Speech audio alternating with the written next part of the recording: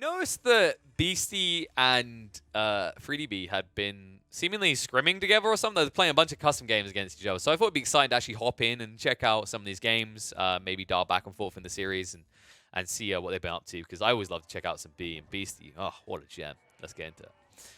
All right, here we go. So this one seems like it's kind of an early mid-game rush game. I'll warn you now.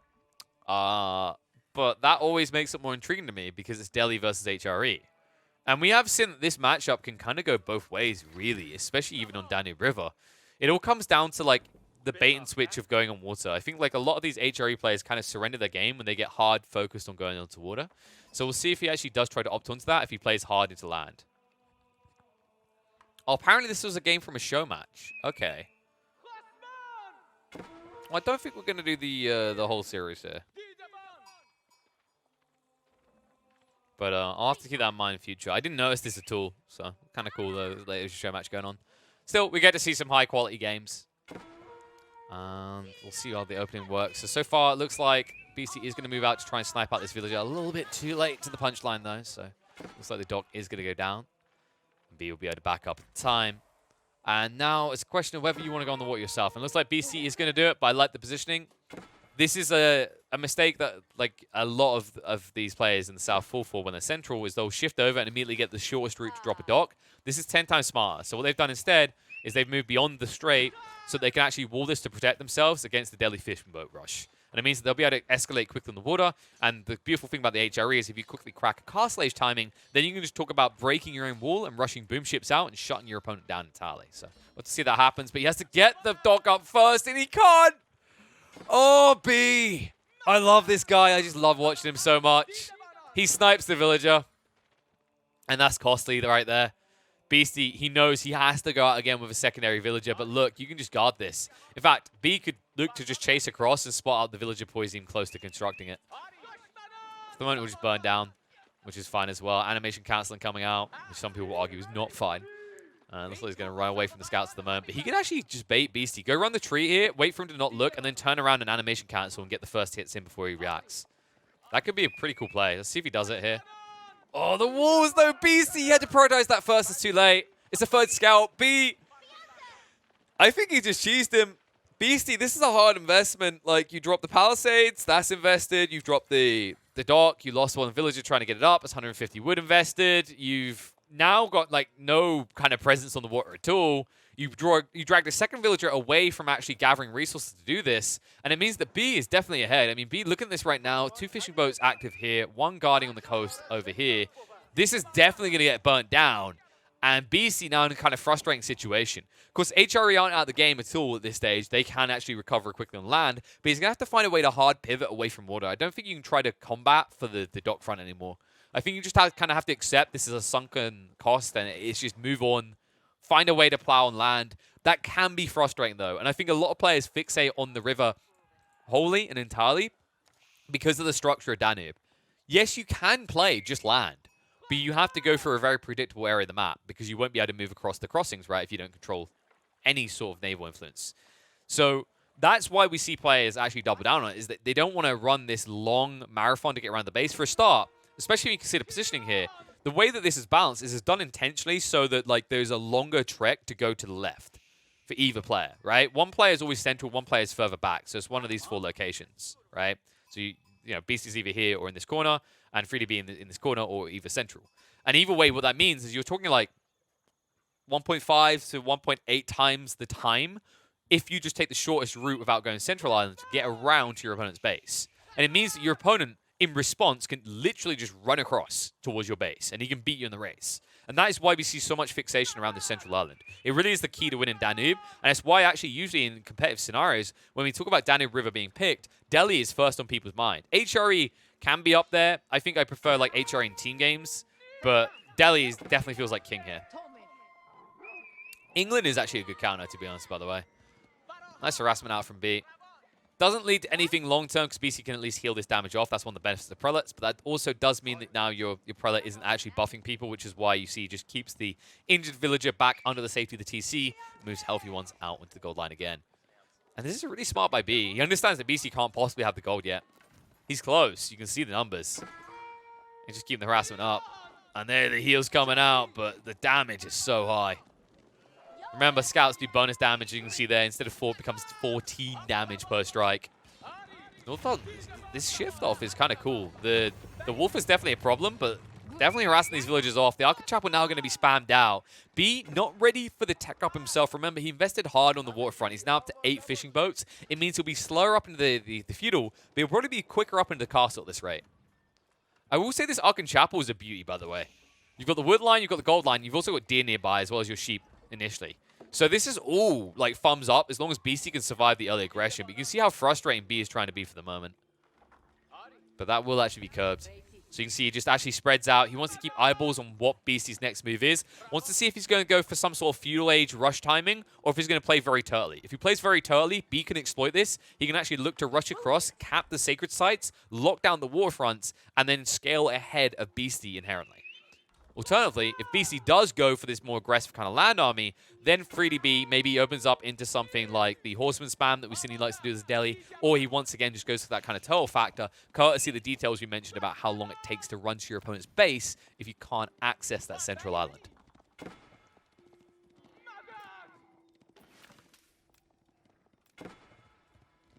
Beast just kind of react at this point. Remember that his scouts are at home. It's his only defensive force. One of the weaknesses of HRE, they don't usually want to build early racks if they can get away with it. And it means that you're not actually gaining any vision on what is happening in B's base. B could be doing anything right now. The options may seem somewhat limited, but for all you know, like he could be prepping, you know, off the back of this deck up, he might be prepping for like stable rush we talked about. He might just double down on going castle as quickly as possible, but you just don't have the info available to you. And you feel strangled right now. Like, look at B's positioning. The use of these scouts are intentional to try and block any surprise factor. You have no info hidden. Your whole hand is being played face up, right? Could you imagine playing poker and trying to bluff when someone can see that you've got, like, you know, pocket jacks or something? You just can't. It's impossible. Meanwhile, B has got the best poker face on. He sees every move you possibly make. And now with his tech up, all options are on the table. Honestly, in this game, I think with the situation you're in, actually, I would love to see him just scale straight into castle, prep a forward racks, and yep, villagers moving out now. This actually might be the forward racks. Well, not racks, but like a forward archery range, for example. Because the whole concept here is you rush castle, and then you quickly get elephants on the front into your opponent's base. Very strong timing if you achieve that. We'll see what he wants to do. I think B's plan to wall up first with the palisades, just to block any approach on the main island. And then probably move from there. In fact, he's coming all the way in. I mean, it could possibly be an outpost drop. I'm just not sure if that's the way to play this versus just teching up and getting archery. I think the problem right now is, like, B, he's trailing pretty hard. Look at the count right now. Like, BC is hoarded like crazy off the back of this. And you now see the move in by B, but B not really having an impact just yet. Instead, this villager now being harassed will have to be addressed. B still has a superior count of scouts, but he's running out of time. The tech up is ready. BC can commit to it now.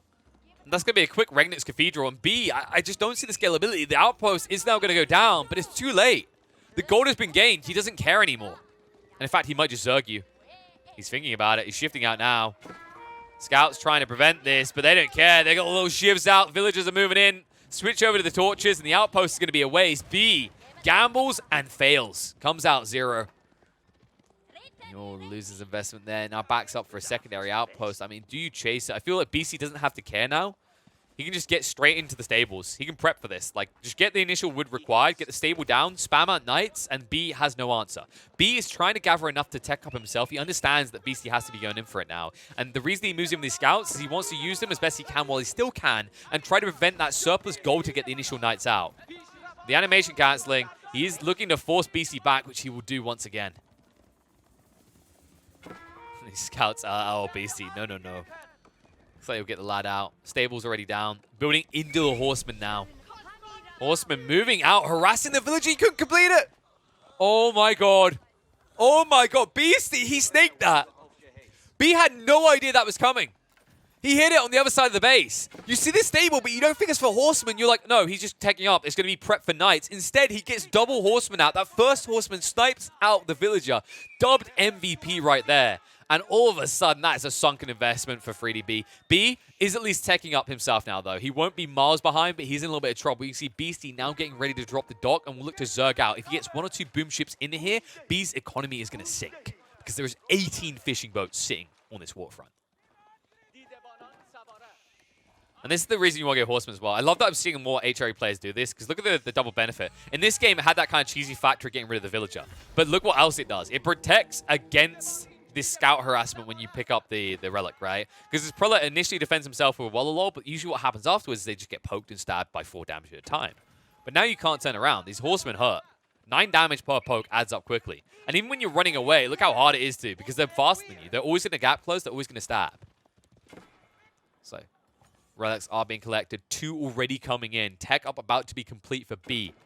But B, he hasn't capped his sacred sites at all. He rushes in with the House of Learning, but it feels like he's miles behind Beastie right now. And I wouldn't be surprised if we see a boom ship soon. Dock has been constructed. Beastie could easily go for it. Just needs to sort his wood. I think both of them have been lagging a little bit on the wood front. But I do expect the boom ship to come out straight away. B, is he at least protecting himself here? It feels like no. There's nothing right now. It's almost like he doesn't expect Beastie to come on the water. And that might catch him completely off guard. There it is. Boom ship now being built. And B. Oh, this could be his kryptonite right now. I think he's going ultra greedy, right? Like, yeah, he is. He's going to the Lancers. He's prepping for the home blades. The problem is, how are you going to support that if you lose the fleet? I feel like if half this fleet gets sunk, you can't afford this many stables regularly. You're up to 3 stables right now. Oy, oy, oy. And the Lancer hand is revealed. And Beastie, is he sailing around? Boom ship is almost complete. Knights in the center to count out the Lancers. B will be stronger. Don't make that mistake, guys. As this goes on, once he gets the home blades researched, his troops will have the edge. And remember that he keeps getting these free techs on the blacksmiths, so he's ahead of Beastie right now. But this is where the boom ships are the X factor. And they're snaking their way in. And B doesn't know. He has no info, but look at the scout. Beastie snitches on everything. He knows his opponent isn't protected. He knows how much value is here. And here it comes. Beastie in with the big boom. Insta-sinks half the fleet. Oh, well, let's be fair. More close to a third, but still a big hit to B's economy. And probably more boom ships coming. Yeah, they've already been queued up. And what's B's response? More fishing boats? Oh, no. So he really is all in on this Lancer play. If this doesn't work in the next 2 minutes, I feel like he loses this. Relics are shifting back now, trying to return the other relics. Get that third one banked in so you can escalate. Only on 2 stables right now. I feel like you're going to support a third, but I think Beastie's just trying to play it safe, and also the wood count, right? If he goes for a third stable, he won't be able to get these boom ships out. This boom ship, that might be value. Ooh. You can see the threat. Beastie's like, try me, mate. See what I'll do. I am on edge. I am unhinged. Let me boom.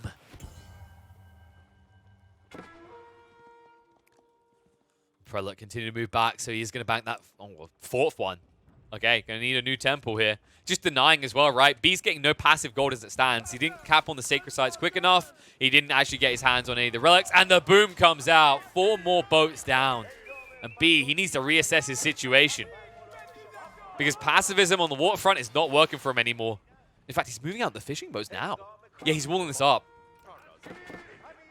But the boom ships are coming. Choo-choo. Wait, what? B? What? No way. You're giving him the value. Beast is going to sink it all. Oh my god. What in tarnations just happened? That better be a type of whoops and not just GG. He gives up. Oh my god. B slips on the soap and breaks his back here as he loses the entire fishing fleet, ignores aggression on the waterfront, and pays the ultimate price as Beastie will rapido push him over the side and out of this game. Wow. Wow. I mean, I'm kind of speechless on that one. If this wasn't a show match, because there's money on the line, right? If this was just like a pub game, I'd say it's like frustration and a screw it feeling. But if there's money on the line, I just thought, I feel like that must have been a misclick. That's the only thing that makes sense to me. The only thing I can think is that he like clicked something else to go there and accidentally moved the whole fishing fleet and then didn't notice. It's the only thing that makes sense there. Like, there's no play sending all the fishing boats out like that. The wall is good, right? You put down the wall, that blocks a boom ship. A boom ship gets wasted on that. That buys you time. There's an argument that he puts the fishing boats there to guard so the wall goes up, but that's where the misclick comes in, I think. Like, the boats aren't meant to be on the other side of the wall, and the fact they are loses them the game. Wow. Small mistakes can lead to big repercussions, folks, and that's exactly what you get here. Is actually looks like Beastie's going to take the series.